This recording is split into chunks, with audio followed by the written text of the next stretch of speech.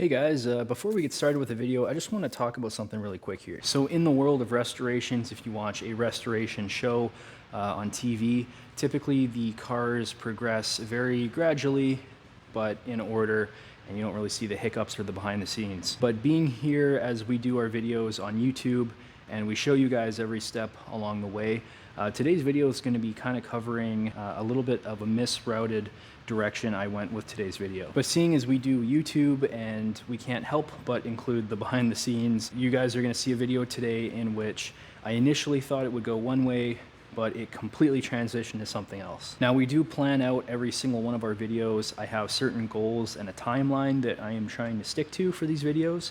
But just the reality of working on vehicles and working on wooden boats, you can't always predict the outcome. So this video takes a little bit of kind of a weird turn towards the end of it, but I hope you guys stick with it and watch the entire video start to finish. And this will be a really interesting learning process for not only myself, but also you guys as well. You can learn from my mistakes. Now, just to reiterate my position in this company here, I come from restoring hot rods and restoring vintage vehicles, and I'm transitioning over into wooden boats because I find them to be quite beautiful and fun to work on. But all that being said, I am currently training under the master boat builder here. So as I build and restore this boat, I'm picking up little tricks, and I'm picking up the process and all of the lingo. You guys will have noticed in some of the videos I don't particularly use the correct lingo all the time. It's something I'm working on, but I am working on eventually becoming a master boat builder and working my way towards that. And Andrew is helping me get to that point. And so the whole point of this series is just I want to be able to share that process with you guys, share the learning experience with you, and share what can happen along the way. I hope you guys enjoy today's video. But again, it does take a little bit of a weird twist, so stay tuned till the end. Yeah, thanks for watching.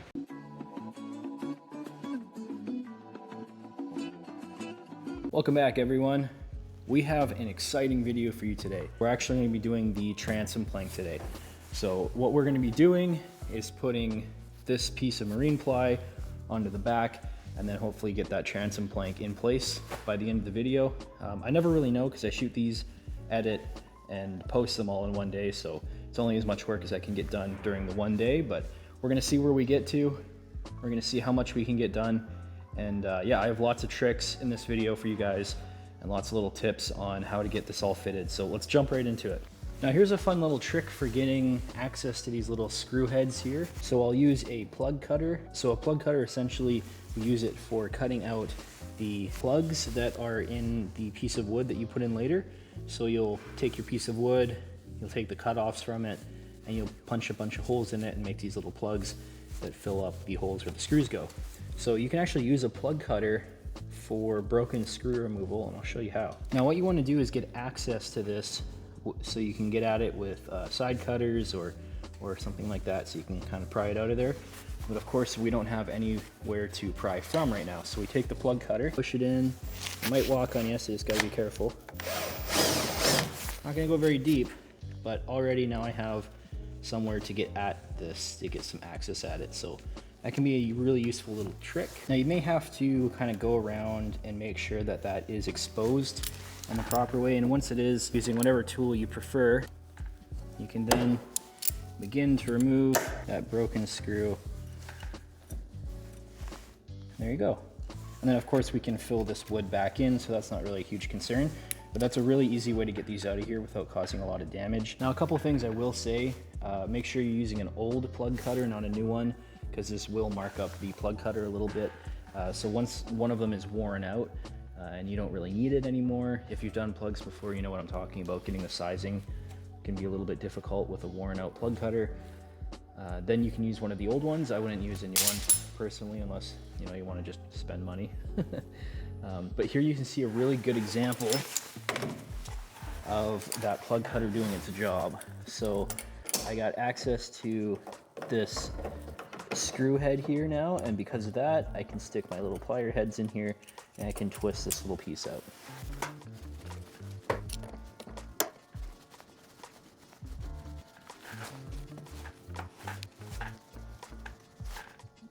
Now, that's another really great reason you want to get these out of here, because even if you aren't planing it down, which I don't know why you wouldn't be, look how many fasteners were in here. I had 2 of them. jammed into this hole. What's the reason for it? One of them went in, and then later in life, a second one went in, hit that screw, and snapped. Get these old ones out of here, because when you go to fasten in the new ones, you're gonna hit them, you're gonna twist your screw, and you're gonna snap another screw into the end of it, which means, of course, your pattern's gonna be wrong on the plugs. This isn't a very good looking example, but let's say that I drill this hole right here and there's a screw right here. Well, now all of a sudden I'm gonna have to offset it, and it's not gonna look very good because the pattern is gonna be broken up on the back of it. And these plugs, as hard as you try, eventually will become visible if they aren't when you first do a really nice job on it. So it's really important that you do get them in the right location, because over time you can see how visible these have become. I'm not saying they were done properly, I'm just saying that the odds of seeing them is fairly high, especially if you know what you're looking for. So if you have them off center on a boat that's worth a fair bit of money, or you're trying to do a good restoration on, it's just not gonna look very good. So little things like this can help you in the future. So there we go, in about 5 to 10 minutes I was able to remove 8 of these broken off little screws. Not a big deal, left minor little damage to here, so we'll just put some epoxy or some filler in there later. But it's that easy, so now we're gonna be moving on to planing it.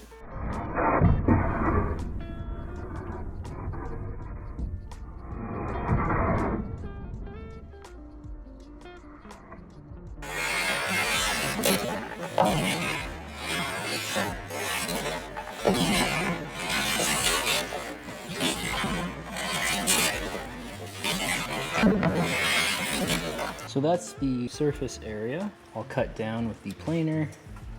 Got lots to sweep up here. Now we're gonna move on to the rabbit planer, and I'm gonna be using that to very gently clean this edge up here.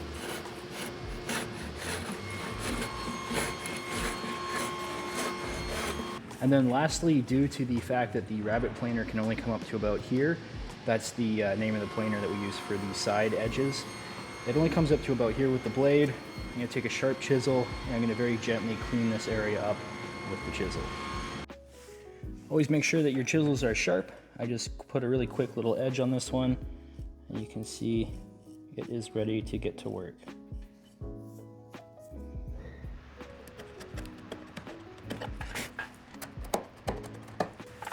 Now personally, I don't like to start with this edge because I find it digs down. So I like to take this and ride it on the edge like that. And then I have more control because if I start cutting too much, I can just tilt back and kind of angle the bit up. I'm just making sure I'm taking very little off at a time so that I have a really nice and flat surface that that piece of wood can sit on. So once that's done, the last little spot is I'm gonna go up in this area, because again, the plane would not have been able to get past kind of like a square area here. So I'm just gonna go over this area as well with the chisel.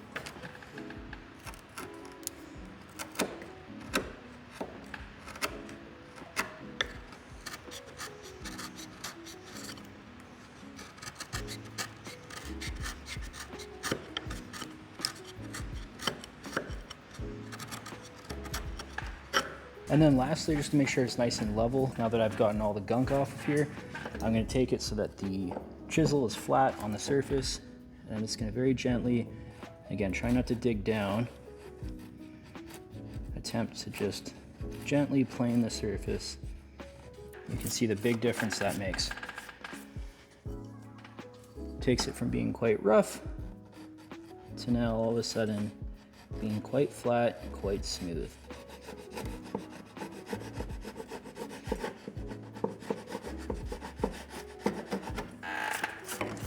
And there we go. So by using the flat surface from where the plane was, I was able to take this and just very carefully run it along this edge and clean up all of these little recessed areas here. Yeah, so that's kind of how we do that. Keep in mind when you're running it like this on this edge here, it's not as accurate, it's not going to be smooth.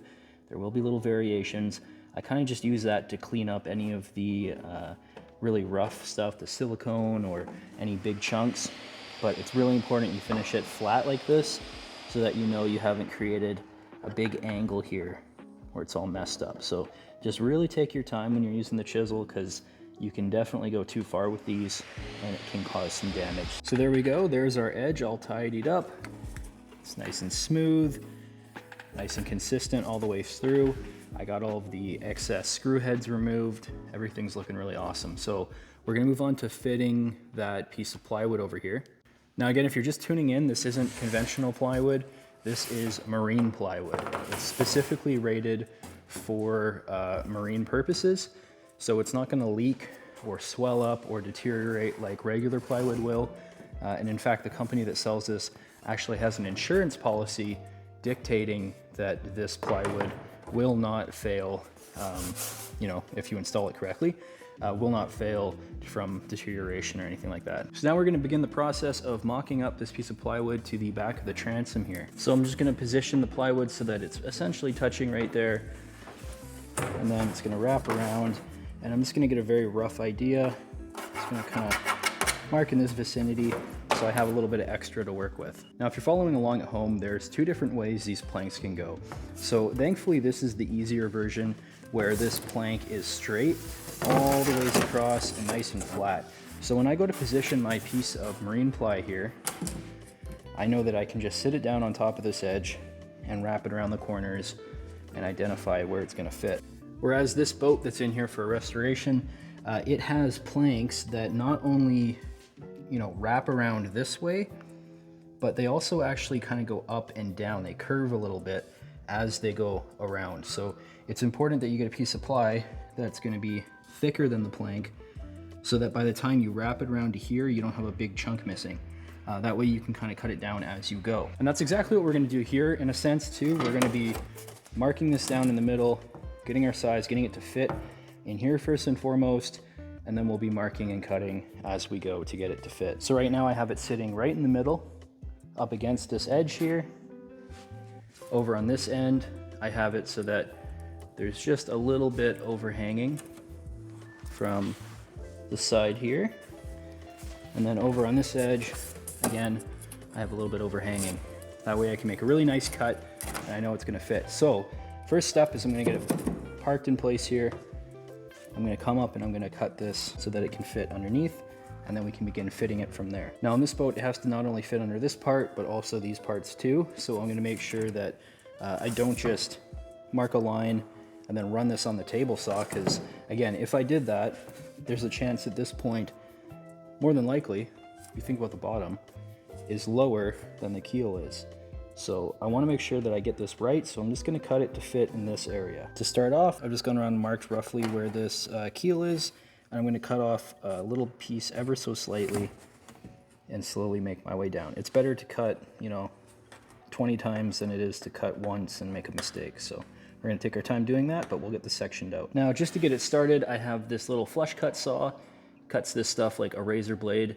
The teeth are a little bit messed up on here, but it still works really good. And I'm using that to, again, slowly just take a little chunk out of here so I can get this to start lining up. And you can see I've left plenty still, so I can slowly work my way down. I really want to make sure that I'm getting a really tight fit in here. We have this fitting nice. It's up against here, and we can begin working this slowly around the corner as we go. Now, before we cut anymore, I just want to take a look at what's going on here and figure out where the end of the plywood is going to be. So we have it up against this edge here, which that's kind of an illusion, but it's actually really nice up against there. We have it up against this edge up in here. It's going to come up along here like this, and then it's going to come over to this part. Now, the other thing to think about is where the plywood's going to be on this part. Here's an interesting idea and something to understand when it comes to layering wood on the edge of a boat. Now, when it comes to planking on the boat, there's a couple of different design choices. You have option 1 and option 2. Now, imagine this is a blown up version of this corner here. So you have your transom plank coming along, and then you have your hull side plank coming along. So some manufacturers, they build it so that the transom plank right here sticks out farther than the hull does. So what that ends up looking like is when you have water running down this way, over time, if this isn't perfectly sealed over time due to age, whatever it may be, water will eventually hit this little edge and start to build up in here, and it may lead to a leak in this little corner right here. It doesn't mean that this is an incorrect way of doing that, it's just that the design, whether it be a choice of how it looks or anything like that, eventually sometimes will lead to this issue because you have rushing water going past. If you're in dirty water with sand, it's going to be pelting that little edge on the transom plank. Now the other version, which a lot of other companies typically prefer, is the hull side will extend past the transom plank. So this part right here will actually be a little bit farther out than the transom, and it'll stick past it. So when you have water running past on this version, it just glides right along the edge, and anything that curls is going to be missing that little edge here, whereas this one, you're going to be possibly leading to a little bit of an impact right here. Now it is, again, an opinion.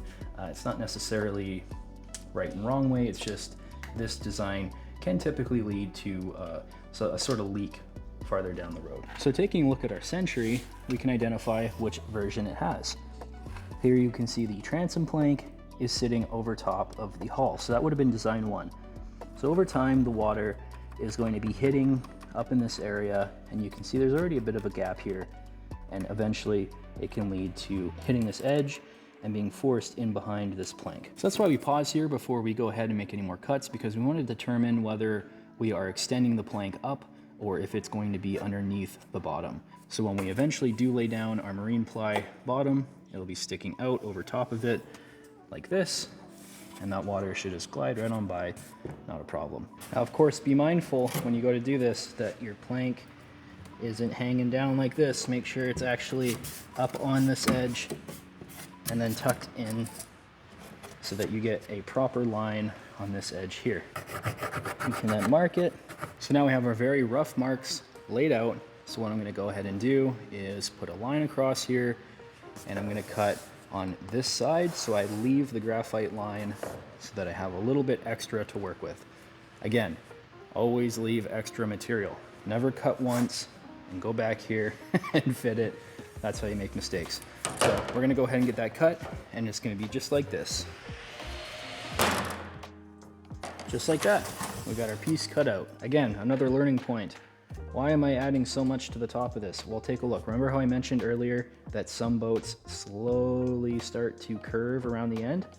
I was taking a look at this, and if you look how much tension I have to put onto this piece of plywood to get it to sit up on the end here, you can see that this piece here, in reality, should actually be a little bit curved, and I have to take a little bit off the bottom there. But because I left so much on the top, I still have plenty to actually shave it down. Take a little chisel, and you're gonna come up to the edge right here, and you're just gonna hold it up, hold it flat like this, take a little bit off, hold it back up, and keep working your way all the ways to the edge till it fits. I've already done this side over here, and you can see the massive difference. There's no tension. It's all up against everything. And I use the chisel to slightly recess out these areas too, so that it all fits. Goes to show you the importance of just simply taking your time. I know it's very tedious running a little chisel along the bottom of this, but it's important you do stuff like that.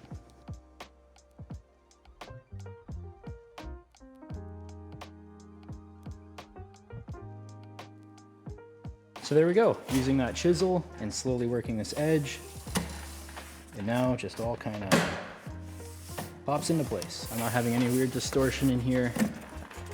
I'm gonna take this clamp, this all pushed in, there we go. And there is that piece made. So what do I have here now? Well, I have a piece that fits. I have a curve running up along the bottom of this, and I have my edges. What I also have is extra material sticking out on all the sides, albeit just a little in some, but still extra material is sticking out on all of the sides here. I haven't used any fasteners, so I can remove this and have it all in one piece with no holes in it. Now the nice thing about doing these modern bottoms with the plywood is I now have a really nice template that I can use to mock up the plank. Again, there'll be a little bit extra that I can sand down from there, but it'll tell me exactly where that curve line is, how tall it is, and how wide it is, which is really all the information I need to get started on doing that. Oh no! So here's what we got going on so far. I have this plywood piece sitting here. It's looking nice. And I was just thinking about it, taking a couple of minutes and looking at what's going on here, the complete picture. So I spoke with Andrew, the master boat builder here, about this particular one, because we're not necessarily doing this in the traditional sense. We're kind of going off script a little bit here. So ideally what I wanted to do was sand all this down, clean these edges out, fill it with epoxy, sand the surface flat, and create a big flat area on the back of here to then put a mural. I wasn't concerned about keeping the plugs or anything like that. I just wanted this to be a big, smooth, flat area in the back. Not very conventional. That doesn't really happen much in these wooden boats. And then he was kind of explaining it to me, and we were talking about it back and forth, and we came to realize that that might not work in this case due to the fact that, first of all, this plywood piece, if I put this on here and then put a piece of mahogany on here, that doesn't really do anything because it's not really a complete piece of plywood running along the entire bottom. So I've just created essentially just stacking wood at this point. It's not really doing much. It's nice to have a layout, don't get me wrong, for this template right here. It's a nice template, so that would be fine if I was doing a plank replacement, but we just kind of sat back and took a look at it and realized it might make more sense to pull these two completely off and just do plywood the entire length of it. Now again, this isn't conventional.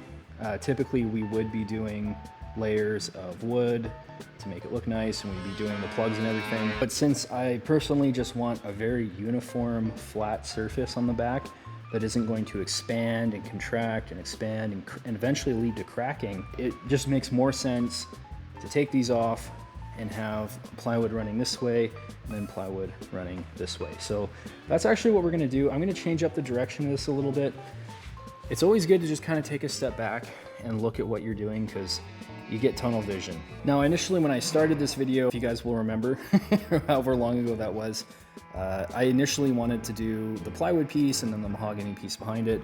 But you know, plans change, things change, we have to change how we're doing things.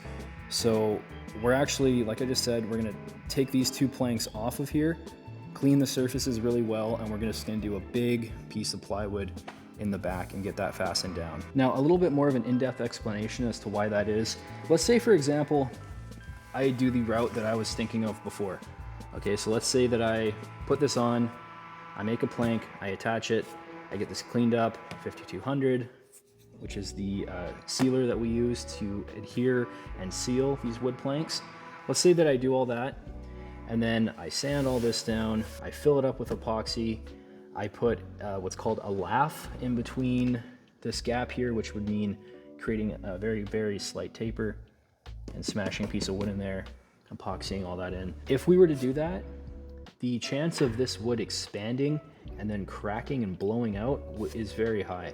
And considering we want to do a large mural on the back, I really can't risk having any sort of damage done to it. We intend on getting cue ball to do a big design back here, so I don't want any of that artwork to get damaged.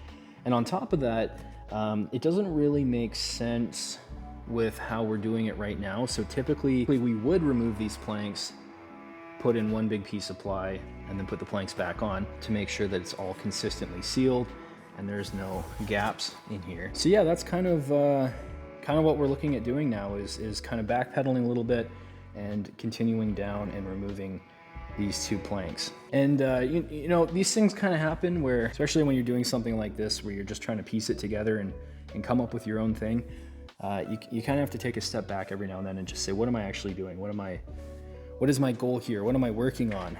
Kind of figure that out. So yeah, stuff happens. It is what it is. Wasn't complete waste. We got this all prepped and set up, and I have at least a rough idea of my templating. So what I'm actually going to do is I'm going to start taking off these planks here and see what we got behind here. Now, another interesting thing too to note, that again, if I was to epoxy this, seal it all up, take a look at the back here. Whoever installed these planks didn't actually paint them. So they're painted a little bit but not enough to seal anything. And the problem with that, the reason I can't just clean this up and then run a paintbrush in here is because it's not painted behind here either. They would not have just painted lines and left this. So there's no painted wood behind these battens. So that's gonna lead to expansion, and that is going to cause a problem down the road. So we're gonna have to, unfortunately, dive in a little bit farther than I thought, but it's all good. We're going to take it one piece at a time. Sometimes you get into these projects and it starts to feel like it's getting out of control, but you just gotta kind of keep your eye on what you're doing and keep on moving. So I guess in a sense, what we're gonna be doing next is removing this plank here and this plank, taking these off, and we are going to redo the plywood structure there. Hey Artem, how's it going? Good. Now, typically I record these videos up until about 2 or 3 p.m. and then I do editing until the end of the day, and I can post them for you guys all in one day. So I am currently running out of time for today's video.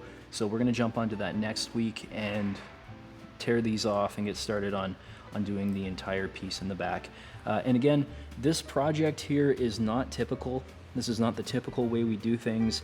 The reason I want to put a big flat surface, once again, is I want to put a mural on here. And I really don't want it to be damaged by the wood cracking and straining. So we're doing things a little bit weird. We're kind of experimenting with it. Andrew is kind of helping me out on what we're going to do with this one to make sure it floats and, you know, also looks pretty. But next time we are going to be removing the plugs out of these boards, stripping this down, and getting a good look at what's going on back here. So I hope you guys stay tuned to that video next time as we progress. And as always, we're gonna keep on going a little bit behind the scenes here to get these frame rails in place. We're getting a little bit closer every day. Again, once they are completed, then I'll do a video where I tune the heights of them and then fasten them down to the boat. So yeah, thanks for watching the video today, guys. It's kind of a weird one. Kind of took a bit of a twist here at the end, but that's life. This is how things go, and we want to make sure that we're not one of those channels that hides things from you guys. So it's kind of fun seeing the mistakes I make as well as the wins. So I'm glad you guys are here to experience it with me, and thank you so much for being part of our channel. If you aren't subscribed, please do. It helps us out a lot. We're trying to get to 1,000 subscribers, get some of our watch time up so we can start doing a little bit more on YouTube here and start making this kind of a more full-time thing. The more you guys participate on our channel, the more time we can spend making videos for you. So thanks again for all our supporters. Have a wonderful day and take care of yourself.